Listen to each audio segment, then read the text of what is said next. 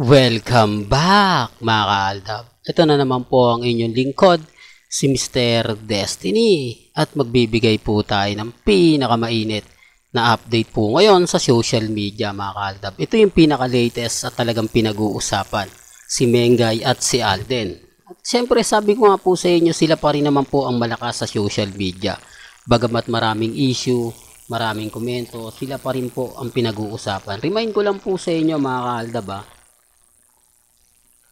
dito po sa mga video na pinapakita natin, throwback po ito, pero kumbaga sa mga hindi po nakakalam, ito na po yung huling pagsasama ni Alden Richards. Ito po yung Bibo mga kaaldab na kung saan naging endorsement si Alden Richards, na kung saan nagkaroon nga po ito ng magandang vlogs, di po ba, na talagang tinangkilik ng mga netizen. Kung titignan nyo, napakamahal ng cellphone na yan, pero marami pong hindi naman siya naging bestseller, pero nasa top 10 po siya ng bentahan ng cellphone. Kaya nga po mas gumanda. Ang problema lang po mga kaaldab, biglang nawala, biglang pinaghihiwalay.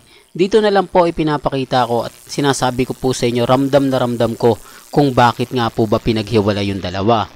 At eto nga po yung mga katanungan ng iba sa akin. Mr. Destiny, kilala ko yan si Michael, kumbaga hindi ko lang alam kung bakit siya nag-resign, kung bakit iniwan niya si Maine Polkerson after so many years na silang magkasama. Na nagulat siya, biglang nag-resign. Di po ba bilang handler si Michael kay Maine Polkerson, samantalang ito yung kasama niya na matagal na, parang si Mama Ten at si Alden Richards. Kaya nga po nagulat ako o nagulat ang ibang Aldab Nation na biglaan nga po yung pagre-resign niya. Di po ba? Talagang maingay yun. Pumutok nga po yung iba na kasi hindi niya kumbaga nasasaktan siya sa sarsuela, hindi niya ganito ganyan, etc. etc. Di po ba? Sabi ko nga po sa inyo, may mga bagay-bagay po na mahirap nga po talagang ipaliwanag. May mga bagay-bagay nga po na kung iisipin ninyo at susuriin, talagang ganyan, di po ba? Sabi ko nga dito po sa channel ni Mr. Destiny, lahat po ng mga ina-update natin, lahat po ng mga kaganapan, talagang, kumbaga, alam niya na. Ako mga kaaldab, sabi ko nga po dito sa channel ni Mr. Destiny, lahat ng mga pinapaliwanag natin, lahat ng mga ina-update natin, lahat naman po yan 101% digit po yan. Di po ba? Lahat po ng mga nababasa ninyo, napapakinggan po ninyo, napapanood po ninyo, 101% updated po tayo. Taliwas sa mga sinasabi ng iba. Pero bago tayo magsimula at bago natin ituloy itong mainit na update po natin, kung bago ka lang sa channel na to at isa kang true-blooded Aldab Nation na nagmamahal po kila Mengay at Isoy, tama po ang channel na pinuntahan mo, kaya consider na po kitang bagong subscriber. At huwag mong kalimutang i-share ang mga video po natin sa mga mami, sa mga titas, at sa mga senior. Remind ko lang po sa mga taong kumbaga nagbibigay po ng mga impormasyon about sa atin, si Mr. Destiny, fake news, si Mr. Destiny, Mr. Paasa, okay lang naman po. Kasi alam ko naman po na may mga bagay-bagay nga po na tayo pa rin po yung update, tayo pa rin po yung malakas, tayo pa rin po yung pinag-uusapan. Di po ba? Ang nakakalungkot nga lang po nito mga kaaldab, yung mga bagay-bagay na kumbaga tayo lang po yung nakakaintindi, tayo lang po yung nakakaunawa. Sa mga hindi po gusto yung ina-update ko, sa mga laging nagre-react, okay lang po yan. Basta sa akin, binibigay ko lang po sa inyo yung update. Malamang marami na magre-react dito sa pagbiglang pagsulpot ni Michael, di po ba?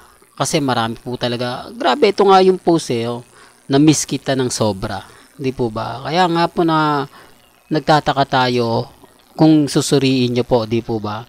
Halos dikit na nga po talaga si Mengay sa kanya, pero sa bandang huli umalis siya. Kasi kung titignan nyo si Mama Ten, di po ba, kay Alden talagang at kay Lysam na maraming mga issue, dumating yung point na kailangan nilang magpaliwanag, dumating yung point na di po ba kay Christopher Min kung ano-ano yung sinasabi, pero hindi naman po natin nakita ang nag-away o di po ba na nag-resign dahil nga po sa mga issue.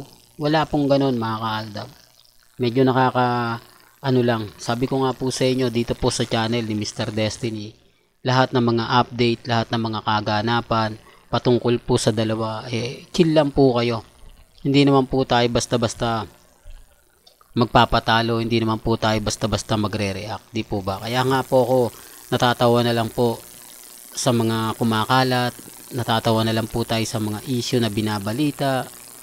Kaya nga po kita nyo naman po lahat ng mga update, lahat ng mga ganap patungkol po sa mga bali-balita ngayon sa Instagram, sa Twitter, sa Facebook. Okay lang po yan.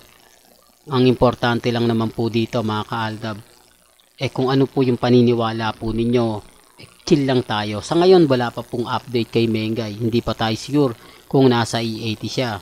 At sa mga taong nag-aabang kay Alden, antay-antay lang kayo kasi malapit na nga po ang promotion nila Sharon Cuneta at Alden Richards. At sa pelikula nga po kung umabot ng 100 million, hindi pa po naglalabas ng anunsyo ang producer o ang social media kung magkano nga po ba talaga yung kinita ng pelikula nila Julia Montes at Alden Richards. Malalaman naman po natin yan.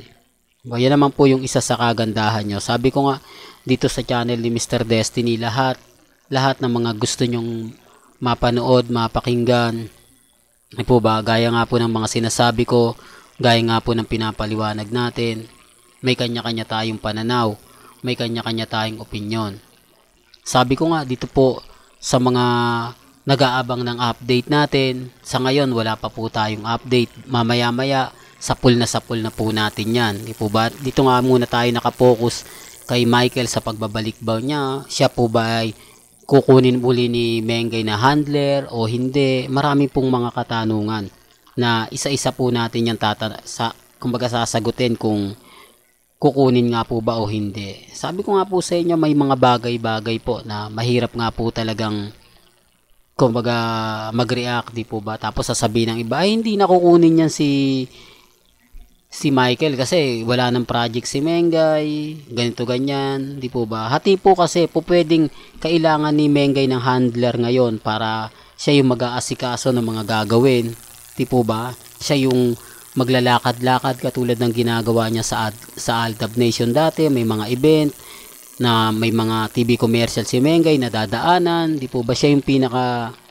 alam nyo na mga kaaldab. Well, hanggang dito na lang po yung updates natin mga kaaldab. Kaya kung gusto nyo pa po ng pinaka-latest at sariwang update, abay tutok lang po kayo dito sa channel ni Mr. Destiny para updated po kayo sa mga latest at sa mga bagong video po na ilalabas po natin maya-maya lang. Hanggang sa muli, salamat po sa panonood at pakikinig.